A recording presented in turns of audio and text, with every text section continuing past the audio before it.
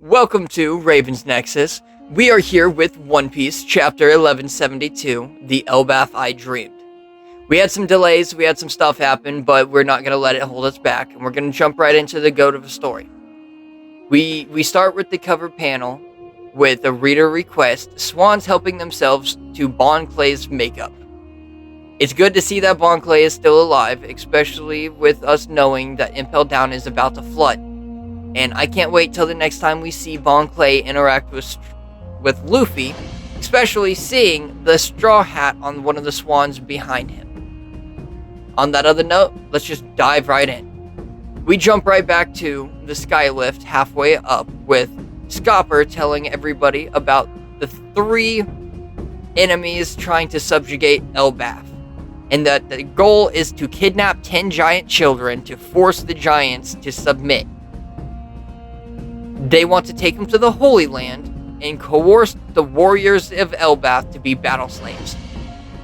You have Hiruden questioning how 3 humans can run rampant over both the giant pirates and Scopper. You have Zoro and Sanji questioning about it too. How are 3 humans our size going to carry giant kids? Scopper starts explaining. There is a woman who has strange powers using arrows. That it seems that wherever these arrows point, the children are helpless to resist them, forcing them to walk in the direction pointing towards a ship that is on the western part of the village. If they can get to the boat, they will lose. Well, yeah, there's no point. They'd lose. Other than the arrow user, a man with the power of a thorn fruit. As a thorn man, he makes free use of vicious spiky vines. He can make them invisible, and he has wrapped them around the children. So the second you try to stop one child, and they bump into each other, they will viciously stab each other. And it also doesn't help with anybody who tries to interact with the children will also be injured by the spikes. Other than that, you also have Killingham. Killingham forces the children to sleep and then draws out their greatest fears to come out and fight as nightmare monsters. The irony that it's all happening in broad daylight and there's nothing anybody can do to stop them. But Hiruden yells he won't let it be so and he wants to save them. They finally get to the top and you see dragons, you see giant monsters, you see just fire all over Elbaf with the different nightmare monsters summoned by Killingham. You see Dory and Broggy's ship completely destroyed and on fire. Is that Hiruden? Kashi, you're still alive? And Kashi running up, being like, oh, it's hard to believe, but I'll explain. Captain Dory and Broggy are going to kill Chief Jarl. Someone has to stop them. And then what about the children? Ripley's got a group going after them, but we haven't had any word about success. They should have reached the port by now. Next thing you know, you have them all planning, trying to figure out what they're going to do. You have Bjorn's older brother yelling, I have to be there for my brother! He's one of the hostages! And a few others running with them. Hey, Kashi, which way is the school? You have Sanji all hot-headed and excited because that's where Nami's group is. He points out the fire and that, yep, that's casually the book's burning down. Zoro saying, you say that Dory and Broggy have gone mad? That's right. Zoro going to fight Dory and Broggy. Jarl's life is in danger. Then we see a roadmap of everything. We get to see the different points where everyone's at, and we see a panel with Jinbei talking about Chopper and Brooks ran away. Dory and Broggy walking through, just talking about how they're going to kill Jarl. and you have the giant warrior pirates saying, "Please come back to your senses." You have the rescue team running directly for the kids, and then you see the kids yelling, "Don't whine, you're warriors of elbaf. We're gonna be at the port soon." And then you have some of them being happy, not happy, but trying to stay positive, and the other ones that are just breaking down. You have the Western Village, you have people telling Jarl that they need to flee.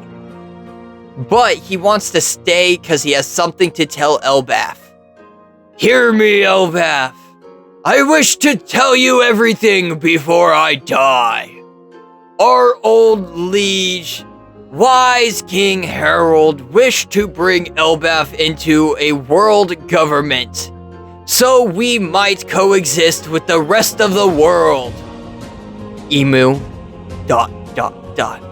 But on that fateful day, 14 years ago, he was betrayed and denied his wishes. Chief Jarl? I witnessed a demon slaughter Harold and the rest of his soldiers. Harold resisted, bending to the knee and handing over elbaf to the demon. He fought and died? Everybody thought that was Loki.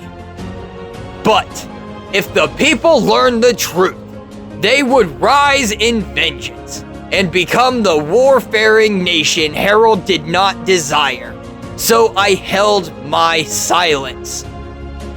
Loki, meanwhile, bore the rage of the nation upon his back and took to sea.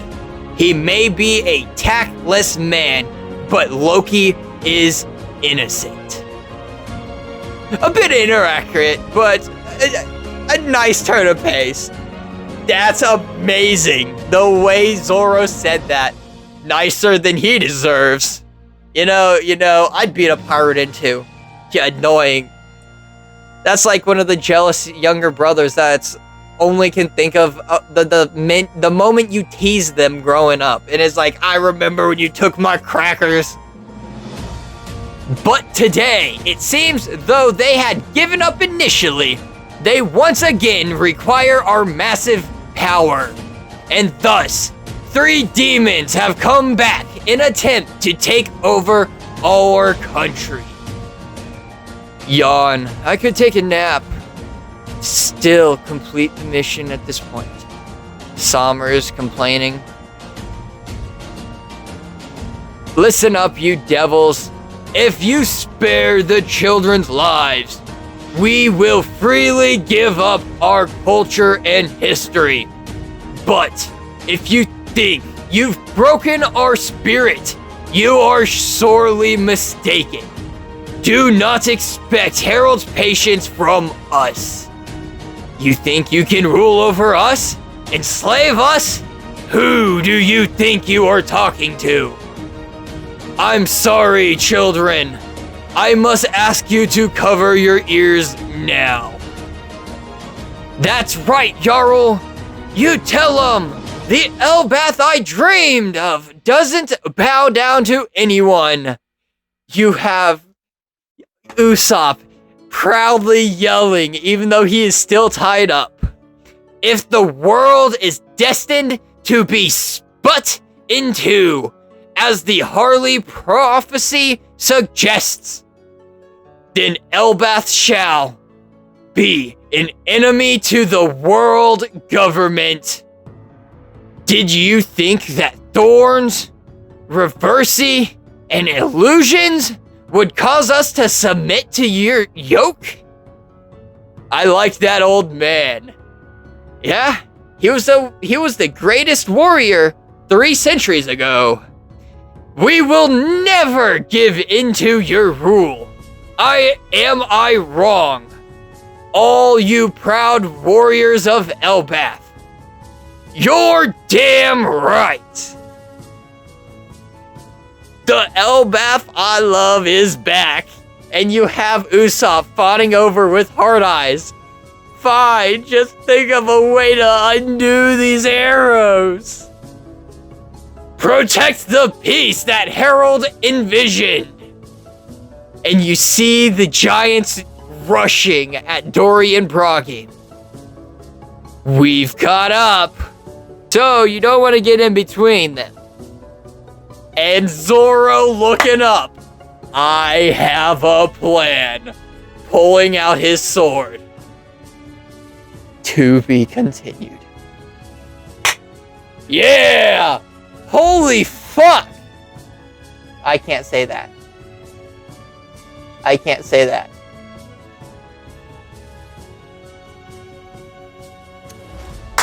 Yeah! Talk about some peak motion. We have Zorro being like, man, I have a plan. We have Sanji rushing over to the library. We have Yarl screaming out to the nation. We shall not be pushovers no longer. Stand your ground. Show your pride as warriors of Elbaf. Yes!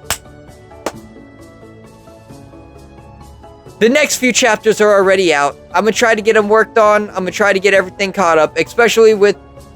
I don't want to be left in the dark. I keep seeing everything. I'm trying to avoid spoilers. This is amazing. On that note, if y'all could do me the amazing favor, hop in the comments, say what you enjoyed about this, chapter, what your favorite moments, what really is, he brought up the Harley.